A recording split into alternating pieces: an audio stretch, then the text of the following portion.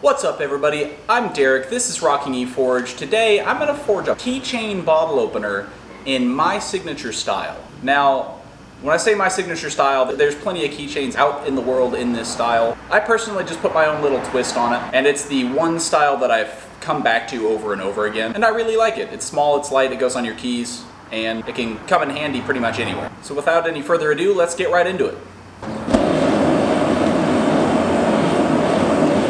I'm just going to start with about a 2-inch forward square taper.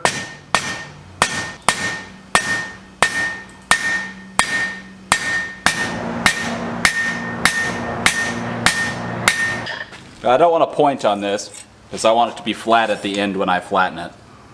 I started with 3/8 inch round stock. It's not super important what you start with necessarily, as long as it's bigger than about a 1/4 inch. But you can make it with a 1/4 inch. So the next step is to get a 4-inch reverse taper by coming to the near edge of the anvil.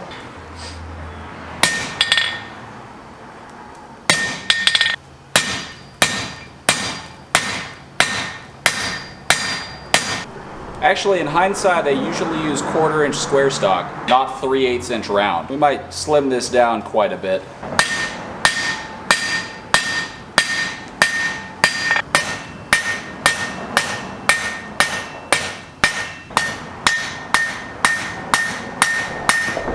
So I'm used to doing this at a 1/4 inch square stock.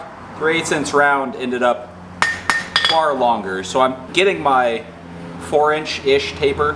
I cut it off the bar because I was tired of holding onto it. Now what I'm gonna do is cut the end off of here. Well, I'm just gonna forge it down on a forward taper right about here, and that should end up with me in the right spot. I want relatively close to a 3.5 to 4-inch reverse taper and a 1.5 to 2-inch forward taper, and not much more than a 1/4 inch square at the thickest point.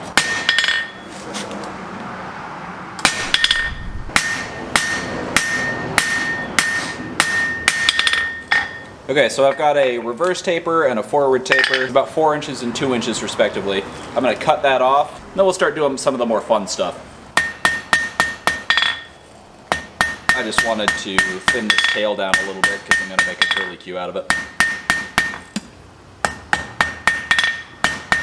Now that that's done, I'm just gonna put a nice little twist in it. I'm gonna lock it in the vise about here and just twist the rest of the body.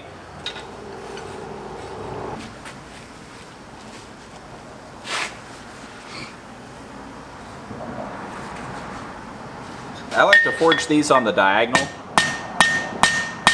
for no reason other than I just kind of like the shape.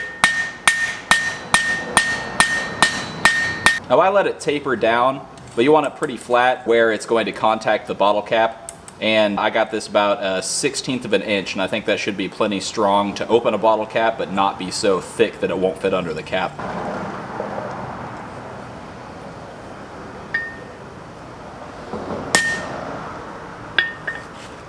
So that is the limit to my curve, because I don't want my touch mark to be all messed up. Alright, so I'm just going to curl this over the edge of the anvil here.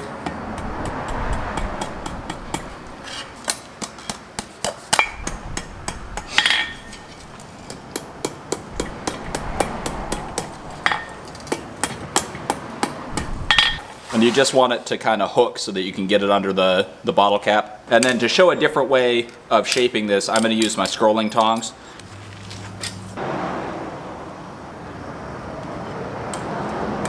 You just want to place the tine of one side where you want to bend it, and then you can just close it up like a pair of scissors. Now this needs a brush, and that is going to close up, but I want to brush it before I get it closed. And it's still hot, but not crazy hot, but you can close this off without worrying too much about it. Now, I'm just gonna follow that natural curve of the body, and I'm gonna curl this the opposite direction, just to kind of give it kind of a decorative loop to hang on your keys. I think it looks nice. I'm just gonna grab this with the thick part of my scrolling tongs and just start to scroll.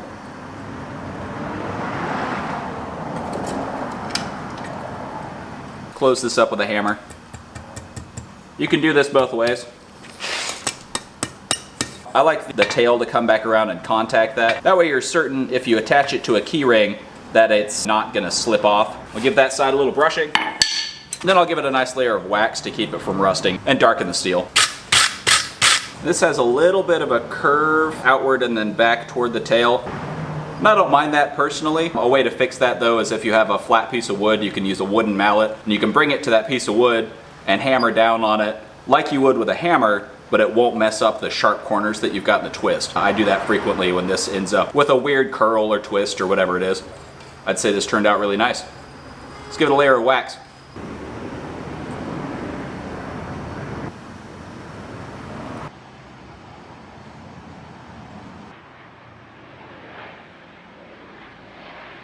Now if you enjoyed this video, please like, comment, subscribe, ring that notification bell. And while I know this channel is small, I have started my own Patreon to give everyone that enjoys my content the opportunity to not only support me, but get access to member exclusive content. But thank you so much for watching, and we'll see you on the next one.